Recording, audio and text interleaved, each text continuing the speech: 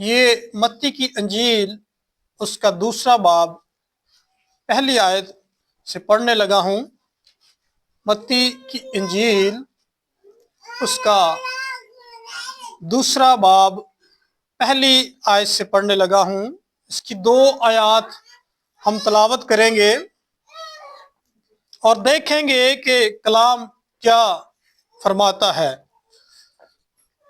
کلام مقدس کے اندر یوں مرقوم ہے، جب یسوع ہیرودیس بادشاہ کے زمانہ میں یہودیہ کے بیت الحم میں پیدا ہوا تو دیکھو کئی مجوسی پورب سے یروشلم میں یہ کہتے ہوئے آئے کہ یہودیوں کا بادشاہ جو پیدا ہوا ہے وہ کہاں ہے، کیونکہ پورب میں اس کا ستارہ دیکھ کر ہم اسے سجدہ کرنے آئے ہیں۔ خداوند کا پاک کلام پڑھا، سنا، سمجھا جانا سب کے لیے برکت کا سبب ہے۔ آمین۔ آج جو ہم سیکھیں گے کہ یہ جو مجوسی ہیں دور دراز علاقے سے سفر کرتے ہوئے یسوع مسیح تک پہنچتے ہیں۔ پچھلے دنوں میں نے بتایا کہ یہ جو مجوسی تھے یہ غیر اقوام سے تھے، پتہ نا اس کے بارے میں۔ ہم دیکھتے ہیں کہ انہوں نے بہت سے دنوں کا سفر کیا۔ کئی لوگ کہتے ہیں کہ انہوں نے 3 ماہ سفر کیا، کئی کہتے ہیں جی انہوں نے 6 ماہ سفر کیا، یعنی اس وقت گاڑیاں یا جہاز تو نہیں تھے، یہ لوگ پیدل یا اونٹوں پر یا اپنے گدھوں پر یہ سواری کر کے ایک ملک سے دوسرے ملک جایا کرتے تھے۔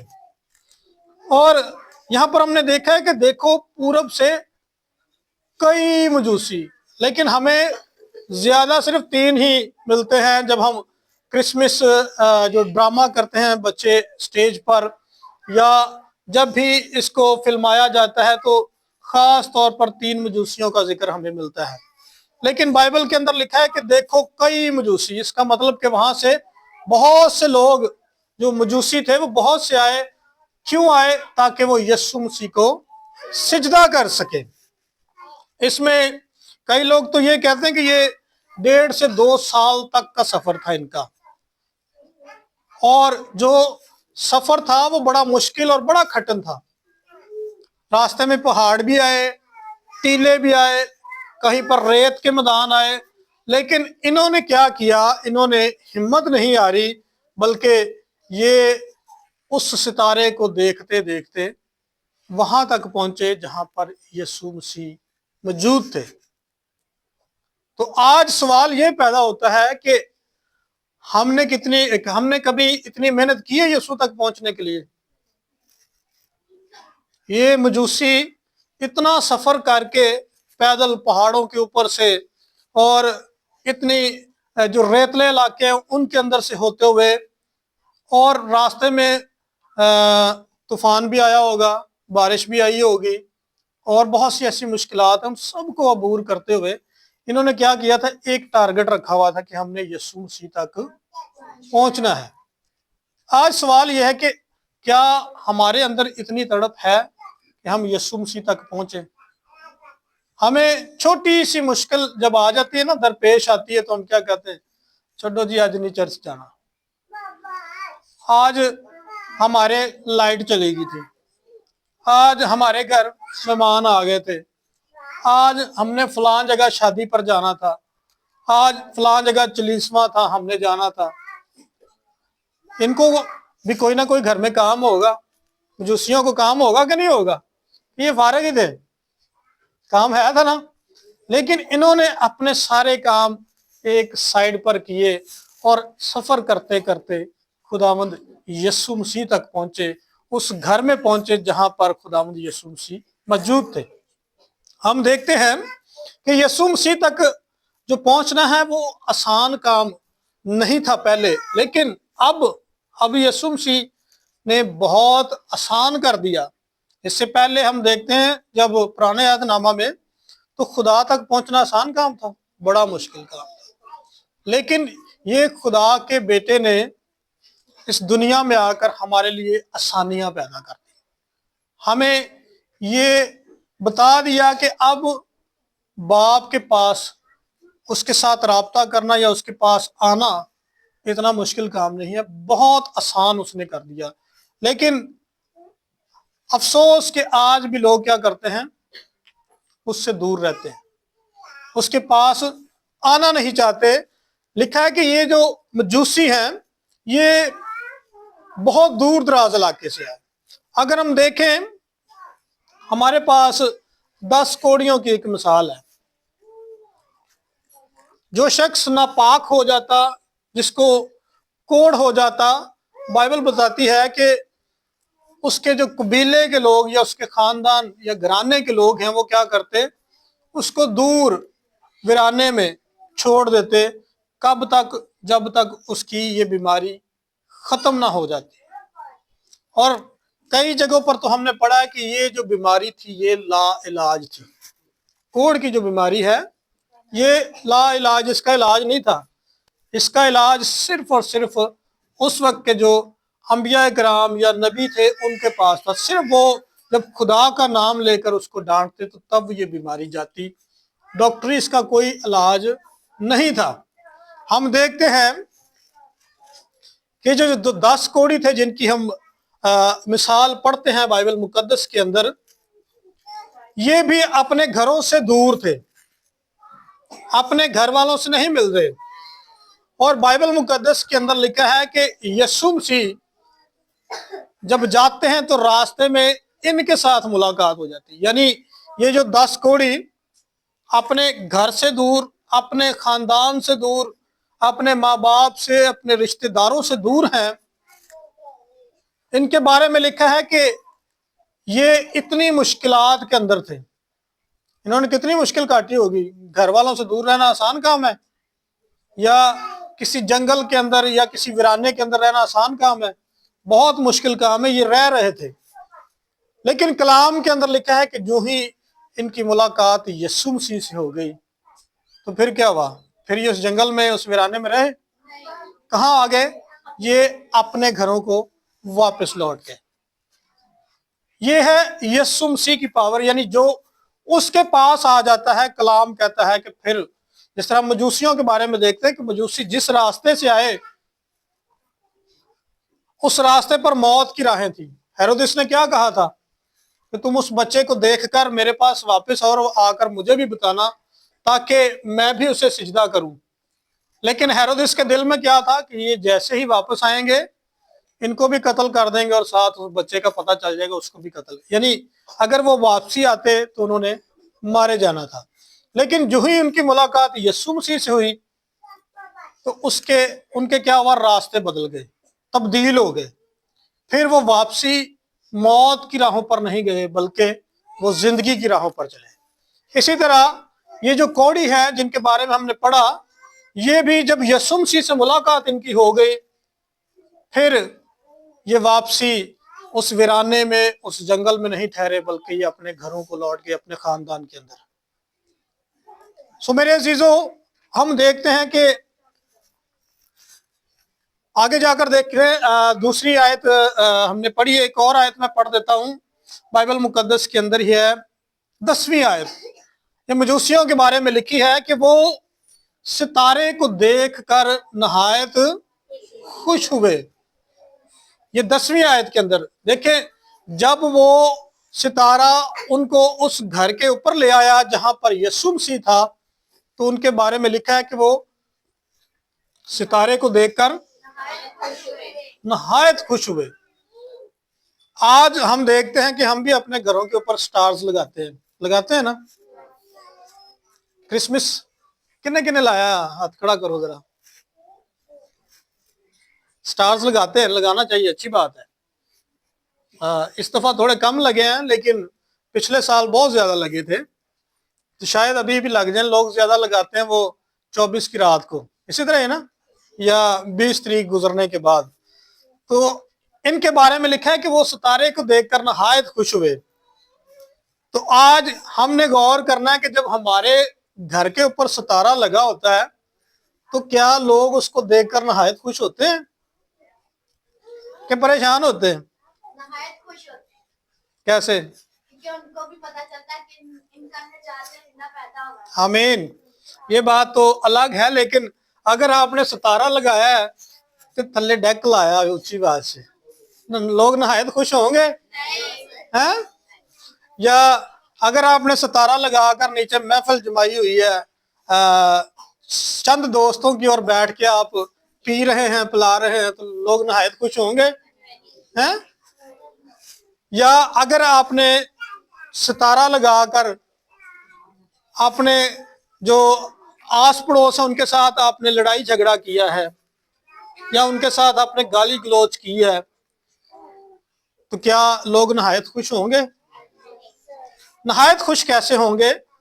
जब आप सितारा लगाकर काम मसीहियों वाले कर रहे हैं, तब लोग आपको देखकर, उस सितारे को देखकर नहायत खुश होंगे कि हाँ, ये वाकई ही मसीह के मानने वाले हैं। तब लोग नहायत खुश होंगे। जिस तरह हम देखते हैं, हमें तैयारी करनी है। किस चीज की तैयारी करनी है? हमें जो मसीह का किरदार है वैसा बनने की हमें तैयारी करनी है। कलाम के अंदर क्या लिखा है? बस ऐसा ही मिजाज रखो जैसा मसीह का है। अगर आप चाहते हैं कि हम उसकी बारगाहों में आए, उसकी पाक हजूरी में आए, तो अपना जो किरदार है, अपना जो करैक्टर है, हमने उसको मसीह के जैसा बनाना है। हमने, अगर आप चाहते हैं कि हम भी यीशु के पास आए और उसको देखकर जिस तरह लोग खुश होते हैं, मजूसी खुश होते हैं, हम भी क्या करें? वैसे ही खुश हों। हम बाइबल मुकद्दस में देखते हैं 10 कुंवारियों की मिसाल। कितने लोग तैयारी करना चाहते हैं उसके पास आने की? आमीन। कैसी तैयारी करनी है? हमें एक मिसाल मिलती है बाइबल मुकद्दस के अंदर 10 कुंवारियों की। 10 में से जो 5 तो थी वो बड़ी एक्टिव थी, जिन्होंने मुकम्मल तैयारी की और दुल्हा के साथ उस शादी की ज़ियाफ़त में शामिल हो गई। लेकिन जो 5 थी, उन्होंने क्या किया? को बता सकता है? तैयारी उन्होंने भी की थी। वो सारा दिन इंतजार करती रही हैं, उनके साथ खड़ी रही हैं, लेकिन उन्होंने तैयारी जरा कम की थी।